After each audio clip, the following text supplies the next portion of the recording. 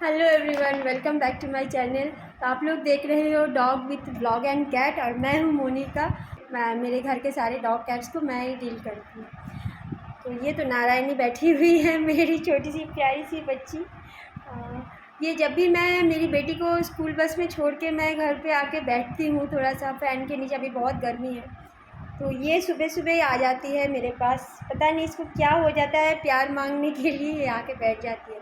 और इधर है चिंटू, मैं आप लोगों को दिखा नहीं सकती क्योंकि चिंटू के वजह से ये अभी बहुत ज़्यादा इनसिक्योर फील कर रही है, और ये चिंटू को मारने जाएगी और मुझ पर उसका जो नाखून का ये चोट है वो मुझ पर गिरेगा।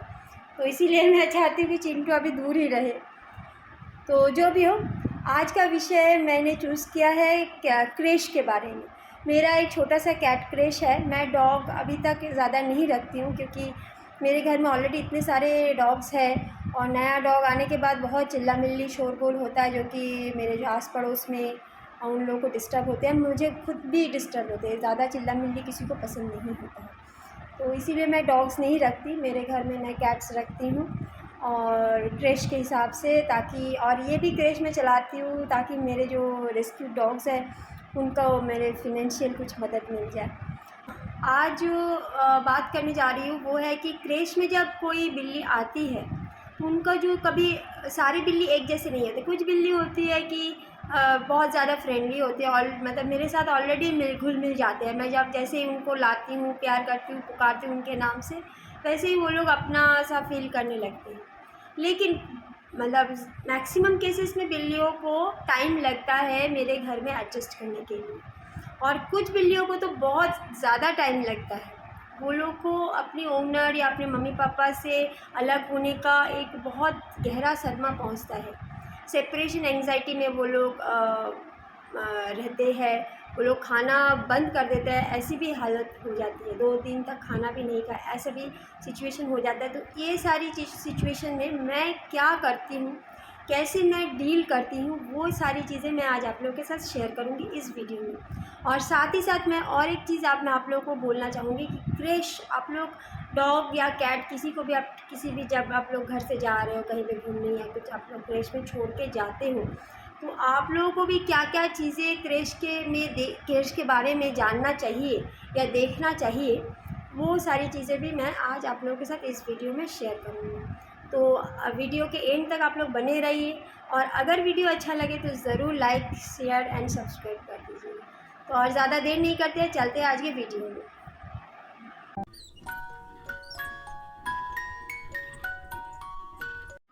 क्रेश के बारे में बहुत सारे लोगों में एक चीज़ें मैंने देखी है, जैसे कि फ़ोन करते हैं कि आपका क्रेश क्या है, चार्जेस क्या है, ये सब पूछते हैं। और साथ में ये भी पूछते हैं कहाँ पर है, मतलब कितना दूर है उन लोगों के घर से मेरा घर। तो मैं ये चीज़ में, हाँ, पैसा ज़रूरी होता है, कितना चार्जेस है वो बहुत इम्पोर्टेंट होता है। सबका फिनेंशियल कंडीशन एक जैसा नहीं होता, तो वो तो ठीक है। लेकिन जो आप लोग डिस्टेंस के बारे में पूछते हो, वो चीज़ के बारे में मुझे एक थोड़ा सा मुझे ये है कि आपत्ति है। आपत्ति ये है कि डिस्टेंस पूछते हैं, मतलब घर से, उन लोगों के घर से मेरा घर कितना दूर है। इससे क्या होता है कि मुझे लगता है बस सिर्फ यही होता है कि जो ट्रांसपोर्टेशन का कॉस्ट जो है वो उन लोग अगर दे के जाएंगे या मैं भी लेकर, कुछ भी हो जाए तो थोड़ा सा हेर फेर होता है।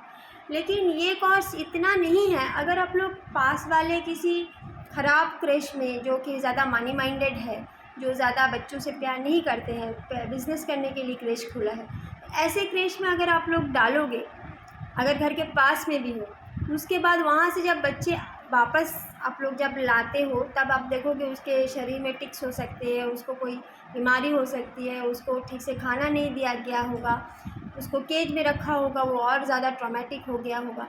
तो ये सारी प्रॉब्लम्स होते हैं। उसके बाद आप लोग उसको डॉक्टर के पास ले जाते हो, उसके हेल्थ की चेकअप कराते हो, उसके टिक्स के मेडिसिन देते हो, उसके मेंटल उसको फिर कंसोलेशन देते हो। तो इससे भी तो पैसा खर्चा होता है, टाइम ख़राब होता है।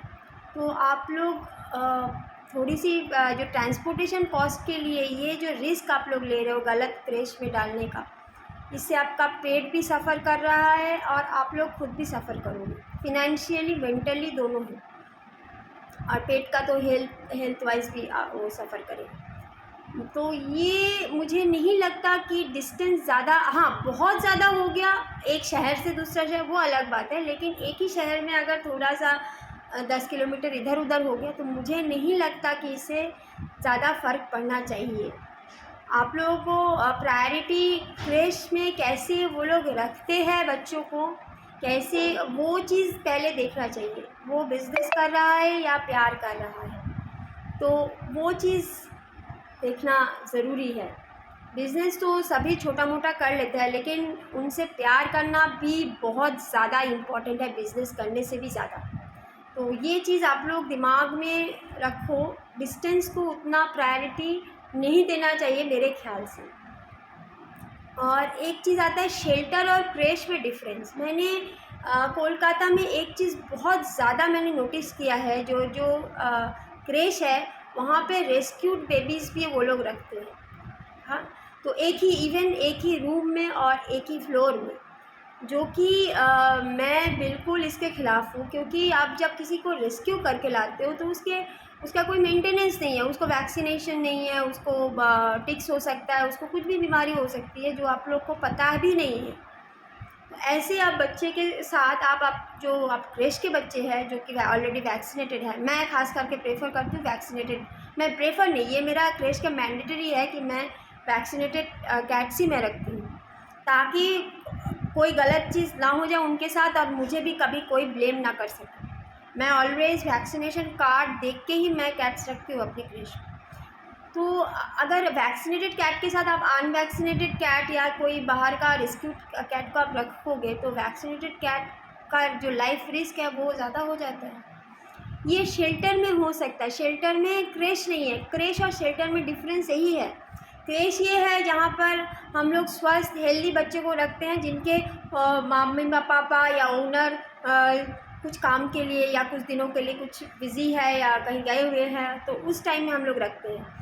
और शेल्टर वो है जहाँ पे रेस्क्यूड बेबीज़ को लाया जाता है, अनहेल्दी बेबीज़ या रेस्क्यूड बेबीज़ जिसका कोई है नहीं, जिसके बारे में हमें कुछ पता भी नहीं उसका क्या हुआ है क्या नहीं हुआ है।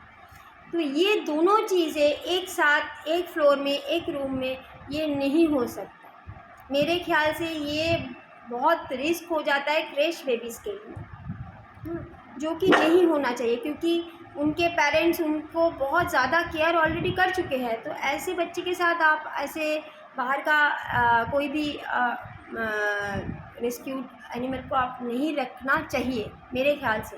तो ये आप लोग देख लीजिए, क्योंकि मैंने बहुत सारे ऐसे अभी एनजीओज़ देखे हैं, शेल्टर देखे हैं जो भी बोलते हैं कि ये शेल्टर भी है और क्रेश भी है। तो ऐसा मुझे नहीं लगता ऐसा करना चाहिए।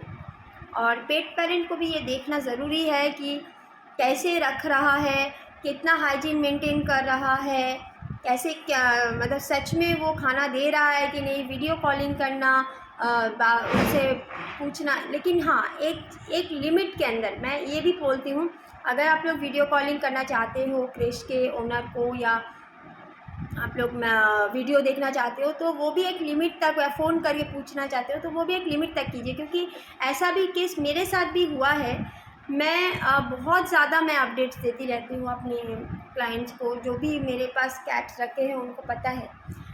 लेकिन कभी कभी ऐसा हो जाता है कि जैसे कि मैं एक दिन दोपहर को, मुझे एक केस याद है, दोपहर को मैंने 2 बिल्लियाँ उनके घर से, एक क्लाइंट के घर से मैं लाई थी। तो इतना लेट हो गया, वो लोग बहुत ज़्यादा केयरलेस था, बिल्ली को पकड़ने में बहुत दिक्कत हुई, फिर भी चलो मैंने पकड़ लिया, हो गया, ले आई। और उस दिन मेरी बच्ची जो है वो भी साथ गई थी। तो लाते लाते 2:30 बज गया, घर पे मैंने पहुंचा भी नहीं, मैं गाड़ी से उतर रही, तब से उन लोगों का कॉलिंग शुरू हो गया कि कैसा है, क्या है, दिखाओ अभी। तो मैंने उन लोगों को पहले बोला कि आप लोग वेट करो, मैं थोड़ा घर में घुसी हूँ, उसको रखूँ, फिर हम लोग दोपहर हुआ है, हम लोग को भी लंच नहीं किया, थोड़ा लंच कर लेते हैं, फिर उसको भी खाना देते हैं, फिर शाम को फिर वीडियो भेजती हूँ। लेकिन वो लोग इतना मतलब क्या बोलूँ, रेस्टलेस हो गया था, जैसे कि कोई पानी में ढकेल दिया अपनी बच्ची, बार बार लास्ट में तो मेरे साथ झगड़ा कर लिया, क्यों हम लोगों को नहीं दिखा रही हो, मतलब 1 घंटे के अंदर। तो उसके बाद मैंने उन लोगों को बोला कि आप लोग अगर इतना मतलब परेशान करोगे तो मैं घर को संभालूंगी, बच्चे को संभालूंगी। रखा ही नहीं आप लोग, घर में रखा ठीक से नहीं, खाना ठीक से अभी दिया भी नहीं, आप लोग पहले से शुरू कर दो वीडियो कॉलिंग। तो ये जो होता है वो एक्सट्रीम लेवल पे, ये एक ही हुआ, ऐसा नहीं कि सारे ऐसा है। मैंने आज तक जितना भी, मैंने कम से कम 20-25 से भी ज़्यादा शायद हो गया है क्रेश में मैंने बच्चियों को रखा है क्लाइंट्स के, लेकिन एक सिर्फ ऐसा ही हुआ। लेकिन और जो लोग हैं सब लोग नॉर्मल ही है कि हाँ लाने में थोड़ा टाइम लगेगा, उसके बाद वो थोड़ा सा उसको भी टाइम दिया करो, कि मुझे भी टाइम दिया करो कि कैसे बिल्ली के साथ उसका मेरा इंटरेक्शन का टाइम दिया करो आप लोग थोड़ा सा। फिर मैं वीडियो ज़रूर भेजूँगी, क्या खाना दे रही हूँ सबको मैं वीडियो भेजती हूँ, क्या खाना देती हूँ, कैसे खाना देती हूँ। और सुबह मैं ऐसे करके देती हूँ कि मैं दरवाज़ा खोलने के बाद ही मैं वीडियो करती हूँ सीधा। ऐसा नहीं है कि घर में घुसने के बाद सब कुछ सही करके फिर मैं वीडियो करती हूँ। वीडियो कॉलिंग भी मैं अलाउ करती हूँ, आप लोग करो। लेकिन हाँ, अगर दिन में 10 बार आप लोग करोगे तो वो तो पॉसिबल नहीं है किसी के लिए, मेरे लिए भी नहीं, क्योंकि मेरे घर में भी बहुत सारे मेरे काम हैं, मेरे खुद का काम है, मेरे और भी डॉग्स कैट्स का काम है, मेरी खुद की बेबी का जो है मेरी बेटी है उसका काम है। तो ऐसा नहीं हो सकता, लेकिन मैं एक हद तक दिन में 1-2 वीडियो ज़रूर मैं पोस्ट मतलब देती हूँ क्लाइंट्स को, जब भी मेरे कैट में क्रेश में बिल्ली आती है। कैट्स हमेशा वैक्सीनेटेड होना चाहिए, ये तो मेरा क्रेश का मैंडेटरी है। न्यूटर या स्टेरिलाइज होना अच्छा है।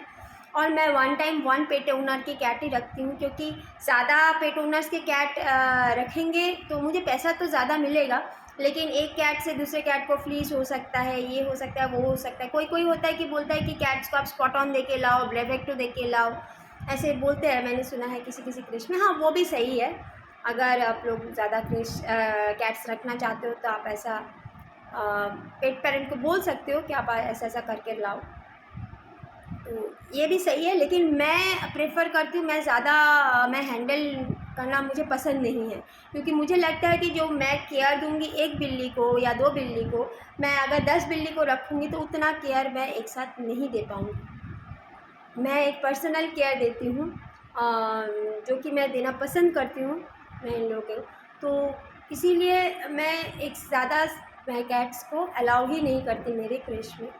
तो इसीलिए मैं 1 टाइम 1 पेट ओनर की कैट्स ही रखती हूँ अभी तक, और कोई केज मैं अलाउ नहीं करती। मेरे क्रेश में जो मेरा रूम है वो फुल्ली कैट प्रूफ है, खिड़कियों में सारे नेट्स लगाए हुए हैं, तो फुल्ली कैट प्रूफ है। उनके प्लेइंग के आइटम्स हैं, उनको लिटर जैसा दिया सब देते हैं, वैसा ही मैं भी लिटर देती हूँ। और उनका पूरा एक बेड है, बड़ा सा रूम है। और कभी जो लोग कैट्स होता है कि ज़्यादा फ्रेंडली है, घूमना पसंद करते हैं, उनको लिए मैं कभी मेरा जो हॉल रूम है सामने का वो भी मैं खोल देती हूँ, वहाँ पे भी वो लोग खेल कूद करते हैं। तो आप लोग जब दे रहे हो तो ये सारी चीज़ें आप लोग देख के दो कि कैसे रख रहे हैं। सच में जो लेडी या जो ओनर रख रहे हैं क्रेश का, वो उनसे प्यार करता है कि नहीं, ये सारी चीज़ें देख के दो। और शेल्टर में मुझे नहीं लगता कि क्रेश के बच्चे जो मतलब आपके जो खुद के बच्चे जो वैक्सीनेटेड है, वेल मेंटेन्ड है, उनको किसी शेल्टर में देना चाहिए, मतलब शेल्टर कम क्रेश। दूसरे शहरों में क्या होता है पता नहीं, लेकिन कोलकाता में बहुत सारे शेल्टर कम क्रेशेस हैं। तो ये चीज़ें मुझे लगता है कि ये ख़तरनाक है पेट पेरेंट के लिए, जो लोग रिस्पॉन्सिबल पेट पेरेंट हैं उनके लिए। आई होप कि आज का वीडियो आप लोगों को से कुछ जानने को मिला होगा। तो चलते अगले ब्लॉग में, मिलते हैं अगले ब्लॉग में। Till then take care, bye bye.